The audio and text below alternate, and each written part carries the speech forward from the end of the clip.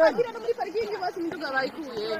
Wewe uhasiga. Yana ndi kwa muganga haje n'abaganga bugaye biyo. Jewe njanye. Bakira muri parking bose imiduga bayikuye. Wewe uhasiga. Bakira muri parking bose imiduga bayikuye. Wewe uhasiga. Yana ndi kwa muganga haje n'abaganga bugaye biyo. Jewe njanye umwana cyagize kwa muganga. Hajya mu isoko none ubona ko ari bacu mbere. Jana hajya mu isoko naho cyari gufata iyi mihana burya bose bari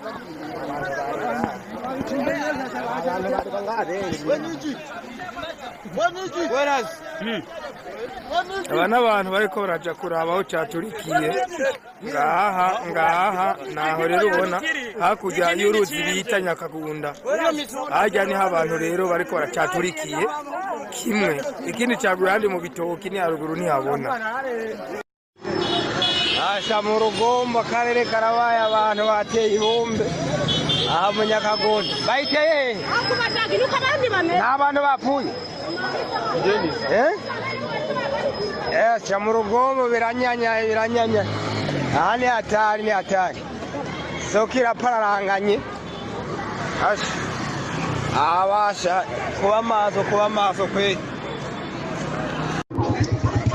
amahoro kandi bene wacu ngoma ndabashikirize inkuru iriko irabangaha mu Rugombo ubunyene no kuvuga bateye ikibombe ico kibombe kiguye ngaha mu Rugombo ahantu bita ku Badage ubujeti yuko turavugana hari umwanya na gishwanyaguye mu nda ubusogi bwose bwari hejuru ariko bari ndamushikanye kwivuriro aho bita kwa Rubase ni jewe ndamutwaye rero hari n'undi mu mama mbonye nawe cavunye ukuguru nawe nyene bamujanye kwivuriro kwa Rubasa urumva rero batangiye kubirabisha mu bantu bagiteye ngaha nyene mu Rugombo egome izo ni nkuru atari izo kuvuga no gukekereza nariko ndagenda kuraba aho kiguye ariko ciye mbona uwo mwana cenda mwirukankana kwa muganga nuko komera basatiriza muraho muri impore je tuvugana amerekezo yanje ni muri Rugo Farme hejuru ku Gatumba bantu barasaze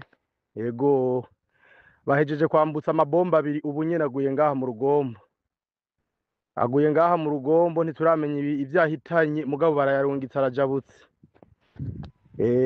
no kurikanura basatiriza aho bari bose bavyuke bikazanure nukumera amagabo yemwe ewa uhaguruke ingabo z'u Burundi zihaguruke aha mu Rugombo ntivyoroshe abanyarwanda bako baradutera isoro kwera hanyene hafi yacu ziko ziragwa ku bibuga mu bene gihugu n'amabombe muhaguruka ingabo kabisa intervention bene gihugu bako bariruka bahunga mu Rugombo ntivyoroshe bashombe kweza sazo mudufashe kabisa bate ku mipaka ahangaha mu Rugombo ntivyoroshe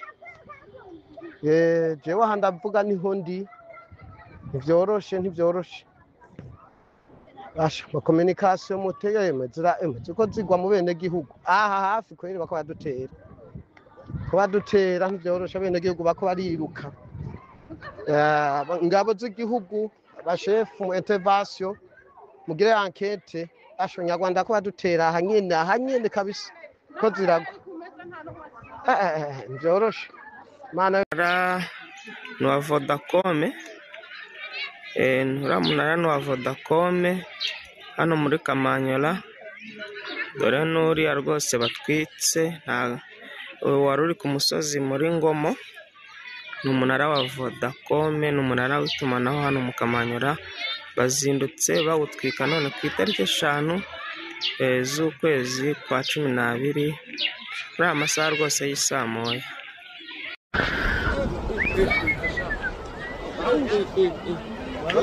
bauteye byanga bikundara hari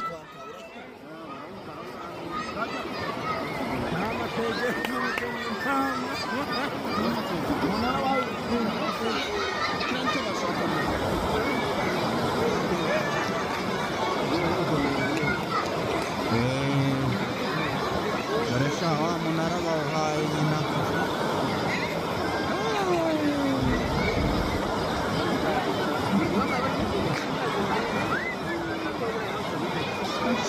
Şah, maruri tage tu perfe. Mutei cha nani?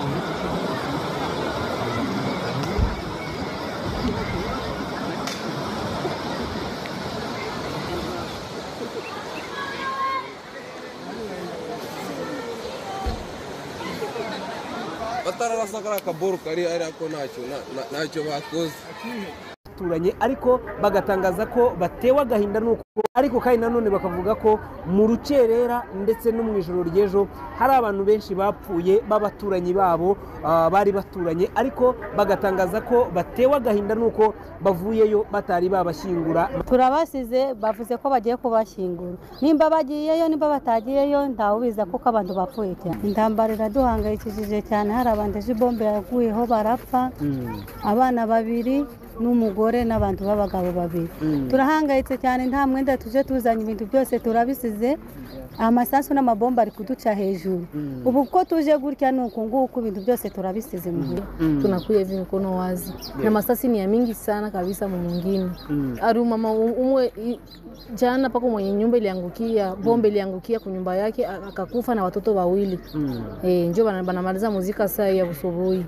Sisi tunaomba amani, tunaomba watusaidie, watufanyizie amani, basikilizane hii yote biishi.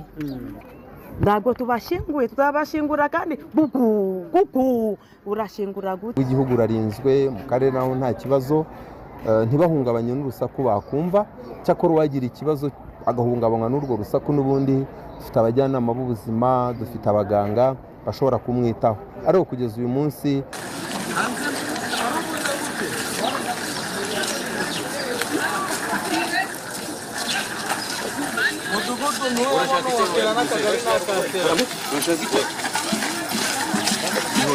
yo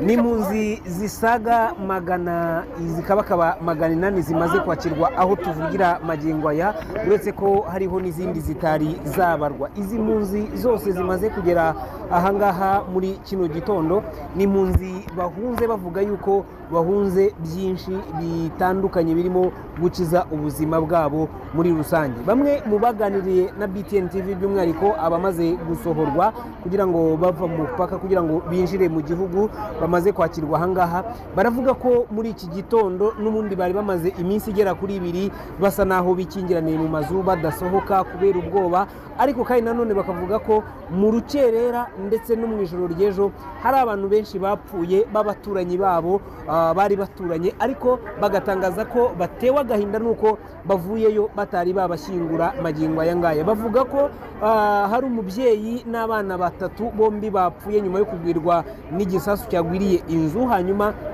biba ngombwa yuko bahasiga ubuzima, ariko bagatangaza ko batewe agahinda no kuba batashye bahunze badashyinguye uyu muryango. Gusa bavuga ko bafite icyizere cyuko nibura abo basize mu rugo, cyane cyane abagabo, kubera ko benshi mu bahunze biganjemo abana ndetse n'abagore. Bavuga ko rero abagabo babo turi kuri uyu wa gatanu itariki 5 n'ubundi z'ukwezi kwa 12 indege z'igisirikare cya Kongo zinurwanye za ndege zino zirwana urugamba ruhambaye cyane, nizo zaje zirasa muri iyi misozi ya Kamanyora ahari hari neza position cyangwa se aho abasirikare ba M23 bari kurasira, aho mbega bari bashyize ibirindiro byabo, bari bafite position nziza yo kuba barasa umwanzi. Kumwe abasirikare bafashe position nziza bavuga ati hano no turi kurasira umwanzi, ya position nziza M23 yari ifite.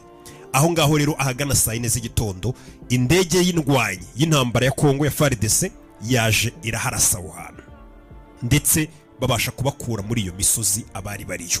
Gusa bivugwa ko iyo ndege cyangwa se amashusho agaragaza ko aho bari baharashe, ariko umubare w'abasirikare bahapfiriye ni utaramenyekana. Ubwo nitubimenya nabyo turaza kubibabwira. Butsa ko urugamba uyu munsi wa none ngo rwafashe intera idasanzwe. Abari Kamanyora bakavuga ko ngo muri kano kanya kiri kumvikana na amasasa adaceceka, ndetse nyuma ya saa 4 bimaze kugera saa 6 n'igice, ubwo turi uyu munsi wa none n'ubundi turacyari uyu munsi mu kanya saa 6 n'igice, ngo muri Ruvungi santere ya Ruvungi abantu kubera amasasu bumvaga n'ibiturika n'indege babonaga zindwanye urwego intambara yamaze gufata. Abaturage bari batuye muri santere ya Ruvungi bose bamaze kuhava bari guhunga birukanka, buri umwe ari guterura icyo abonye afata abana birukanka bari guhungira hitwa ngo muri Sange, mu gihe abandi benshi bari guhunga bari kugenda bahungira muri Uvira.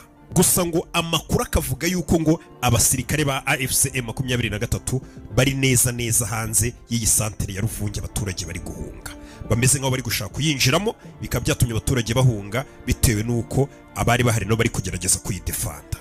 Abari guhunga hari abari kujya Uvira ndetse abandi benshi bari gukata baza mu Rwanda bahunga, abandi bagenda bakomeza bahungira mu bice bitandukanye n'ubundi by'iki gihugu cya Kongo, kuko ntago babasha kwinjira muri Burundi. Cyane abari guhunga hano muri Kivu y'Amajyepfo ntago babasha kwinjira muri Burundi, kuko Uburundi ku munsi w'ejo bwafunze umupaka. Ku munsi w'ejo Burundi bwafunze umupaka wabuhuzaga n'igihugu cya Kongo, barawufunga bitewe n'uko Burundi bwatangaje ngo amakuru bafite n'uko ngo hari abantu bari bamaze kwinjira mu gihugu cy'u Burundi mu buryo butemewe cyangwa se bigize impunzi bakiyoberanya, bakaba bakwinjira mu Burundi mu rwego rwo kugira ngo bahungabanye umutekano w'u Burundi. Uburundi ngo ubutasi bw'abarundi bumaze kwakira ayo makuru ko hari abantu bari kwinjira biyoberanije bigize impunzi baturuka muri Kongo bakinjira ngo mu Burundi mu rwego rwo kugira ngo bashyire mu bikorwa gahunda zabo abo bantu bafite. Uburundi bwahisemo guhita bufunga umupaka. Abandi bakavuga ati cyangwa se Uburundi bushobora kuba bwabyikanze, cyangwa se koko iby'amakuru y'ubutasi bwabo yavuze akaba koko yari byo, bikaba byatumye Burundi buhita bufunga umupaka. Niyo mpamvu tuvugana nta mpunzi ziri kwinjirira ku mupaka w'Uburundi na Kongo. Abarundi bari kuvuga ko hari abantu bashaka kwinjira ndetse hari n'abamaze ngo kwinjira mu buryo biyoberanije bigize impunzi. Ubu tuvugana umupaka urafunze.